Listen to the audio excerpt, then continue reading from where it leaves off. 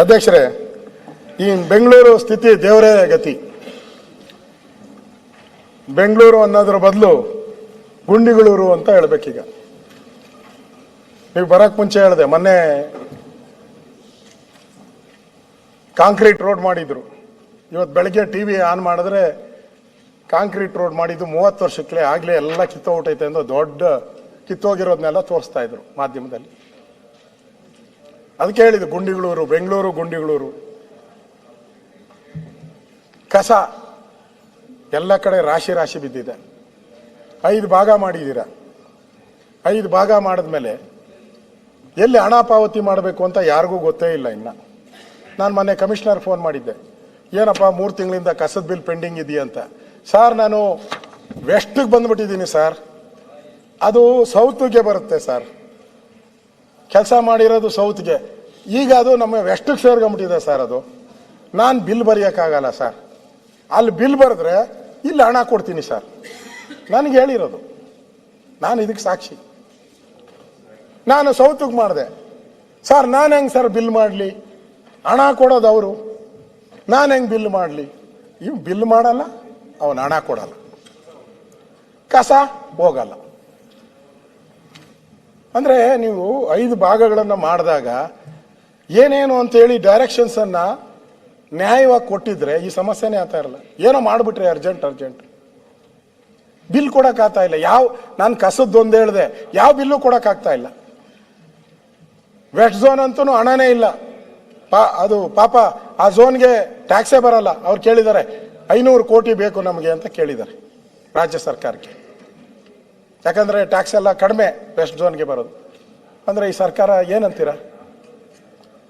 ಈ ಗುಂಡಿಗಳು ಬಿದ್ದಿದೆಯಲ್ಲ ಇವಾಗ, ಅದನ್ನ ಯಾವಾಗ ಮುಚ್ತಾರೆ ಅನ್ನೋದಕ್ಕೂ ಟೈಮ್ಗಳು ಬೌಂಡ್ಗಳು ಹಾಗೆ ಹೋಯ್ತು. ಆ ಟೈಮ್ ಬೌಂಡ್ಗಳೆಲ್ಲ ಮುಗಿದು ಕೊನೆಗೆ ಪತ್ರಿಕೆಯವರು ಬರೆದ್ರು, ಪಾಪ 3 ತಿಂಗಳು 4 ತಿಂಗಳು ಬರೆದ್ರು. ಡಿ ಕೆ ಶಿವಕುಮಾರ್ ಹೇಳಿದ್ರು 15 ದಿನದಲ್ಲಿ ಎಲ್ಲ ಮುಚ್ಚುತ್ತೀನಿ ಅಂದ್ರು. ತಿರ್ಗಿ 15 ದಿನ ಆದ್ಮೇಲೆ ತಿರ್ಗಿ 15 ದಿನ. ಕೊನೆಗೆ ಮುಖ್ಯಮಂತ್ರಿ ಬಂದು ಕೇಳಿದ್ರು, ಹೋಗ್ರಿ ರೀ ಆ ಡಿ ಕೆ ಶಿವಕುಮಾರ್ ಕೇಳ್ರಿ ಅಂದ್ಬಿಟ್ಟು. ನಾನು ನೋಡಿದ್ದೀನಿ ಪತ್ರಿಕೆಯಲ್ಲಿ. ಈಗ ನಾವು ಯಾರನ್ನ ಕೇಳೋದು? ಬ್ರ್ಯಾಂಡ್ ಬೆಂಗಳೂರು ಅಂತ ಡಿ ಕೆ ಶಿವಕುಮಾರ್ ಹೇಳಿದ್ರು ಪ್ರಾರಂಭ 2.5 ವರ್ಷಕ್ಕೆ ಮುಂಚೆ. ಬಂದ ತಕ್ಷಣ ಬ್ರ್ಯಾಂಡ್ ಅಂದ್ರು, ಬೆಂಗಳೂರು ಹಂಗೆ ಮಾಡ್ಬಿಡ್ತೀನಿ ಹಿಂಗೆ ಮಾಡ್ಬಿಡ್ತೀನಿ, ಬ್ರ್ಯಾಂಡ್ ಬೆಂಗಳೂರು ಅಂದ್ರು. ಈಗ ಆ ಸುದ್ದಿನೇ ಇಲ್ಲ. ಆ ಬೆಂಗಳೂರು ಇದೆಯಲ್ಲ ಆ ಸುದ್ದಿ, ಆ ಹೆಸರೇ ಹೇಳಲ್ಲ ಎಲ್ಲೂ. ಈಗ ನಮ್ಮ ಪಾಟೀಲ್ ಬಂದಿಲ್ಲ, ಪಾಟೀಲ್ ಹೇಳಿದ್ರು ಬಿಹೈಂಡ್ ಬೆಂಗಳೂರು ಮಾಡ್ತಾರಂತೆ.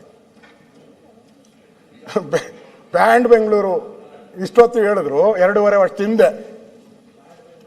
ಈಗ ಬ್ಯಾಡ್ ಬೆಂಗಳೂರು ಗುಂಡಿ ಬೆಂಗಳೂರು ಎಲ್ಲ ಆದ್ಮೇಲೆ ನಮ್ಮ ಪಾಟೀಲು ಅವ್ರು ಬಿಹೈಂಡ್ ಬೆಂಗಳೂರು ಮಾಡ್ತೀನಿ ಅಂತ ಹೊರಟರು. ನನಗನ್ಸುತ್ತೆ ನಿಮ್ಮ ಬ್ರ್ಯಾಂಡ್ ಬೆಂಗಳೂರು ಬೇಡ, ನಮಗೆ ಬಿಹೈಂಡ್ ಬೆಂಗಳೂರು ಬೇಡ. ನಿಮ್ಮ ಈ ಒಂದು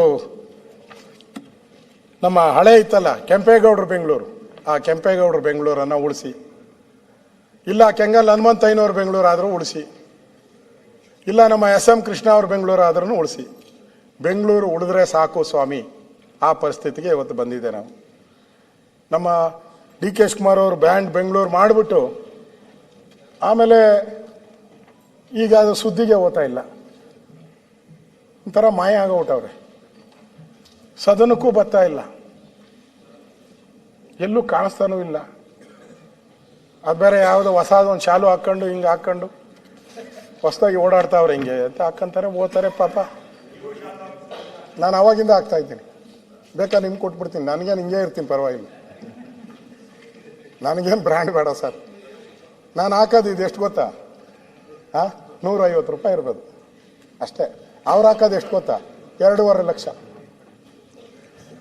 2.5 ಲಕ್ಷದ್ದು ಅವರು ಪತ್ತೆ ಇಲ್ಲ. ಬೆಂಗಳೂರು ಬ್ರ್ಯಾಂಡ್ ಬೆಂಗಳೂರು ಮಾಡ್ತೀನಿ ಅಂದ್ರು ಪತ್ತೆ ಇಲ್ಲ. ನಮ್ಮ ಕನ್ನಡ ಒಂದು ಪುನೀತ್ ರಾಜ್ಕುಮಾರ್ ಅವ್ರದ್ದು ಒಂದು ಹಾಡು ಬಂದಿತ್ತು. ಪುನೀತ್ ರಾಜ್ಕುಮಾರ್, ಕಾಣದಂತೆ ಮಾಯವಾದನು ನಮ್ಮ ಶಿವಕುಮಾರ, ಕೈಯ ಕೊಟ್ಟು ಓಡಿ ಹೋದನು ಬೆಂಗಳೂರಿಗೆ. ಕಾಣದಂತೆ ಮಾಯವಾದನು ನಮ್ಮ ಶಿವ, ಕೈಯ ಕೊಟ್ಟು ಓಡಿ ಹೋದನು. ಪುನೀತ್ ರಾಜ್ಕುಮಾರ್ದು ಒಂದು ಹಾಡು ಸ್ವಲ್ಪ ಚೇಂಜ್ ಮಾಡಿದ್ದೀನಿ, ಕುಮಾರ ಕುಮಾರ ಅಂತ ಸೇರಿಸಿದ್ದೀನಿ, ಉಳಿದಿದ್ದಲ್ಲ ಕರೆಕ್ಟಾಗಿ. ಶಿವಕುಮಾರ್ ಪತ್ತೆನೇ ಇಲ್ಲ ಸರ್. ನೀವು ಕೇಳಲ್ಲ, ನನಗೆ ಎರಡೆರಡು ಸರಿ ಫೋನ್ ಮಾಡ್ತೀರಾ, ಆರೋಗ್ಯ ಸರಿ ಇದೆಯಾ, ಬರ್ತೀರಾ, ಎಷ್ಟೊತ್ತು ಮಾತಾಡ್ತೀರಾ ಎಲ್ಲ ಕೇಳ್ತೀರಾ. ಅವ್ರಿಗೆ ಪಾಪ ಕಾಣೆ ಔಟಿದ್ರೆ ಕಾಣದಂತೆ ಮಾಯವಾದ ನಮ್ಮ ಮಾತಾಡ್ತೀರಾ ಇಲ್ವೋ ಅದಕ್ಕೆ ಅನುಗುಣವಾಗಿ ನಾವು ಇಲ್ಲಿ ಎಜೆಂಡಾ ಫಿಕ್ಸ್ ಮಾಡ್ಬೇಕಲ್ಲ. ಕರೆಕ್ಟ್ ಸರ್, ನಿಮ್ಮ ಬಗ್ಗೆ ನಮ್ಗೆ ಗೌರವ ಇದೆ, ಹೇಳಿಲ್ಲ ನಾನು ಪ್ರಾರಂಭದಲ್ಲೇ ಹೇಳಿದೆ, ನಾನು ನಿಮ್ಮ ಬಗ್ಗೆ ಅಭಿನಂದನೆ ಸಲ್ಲಿಸ್ತೇನೆ. ಈ ಕಾಣೆ ಆಗಿರೋ ಅಂತ ನಮ್ಮ ಶಿವನ್ ಎಲ್ಲಿ ಹುಡ್ತೀರಾ? ಶಿವಕುಮಾರನ್ನ ಬೆಂಗಳೂರು ಜನಕ್ಕೆ ಕಾಣೆ ಆಗೋ ಹುಟ್ಟಿದ್ದಾರೆ. ಮತ್ತೆ ಸ್ಕ್ವೇರ್ ಫೀಟ್ ಲೆಕ್ಕ ಬ್ರ್ಯಾಂಡ್ ಬೆಂಗಳೂರು ಹೆಸರಲ್ಲಿ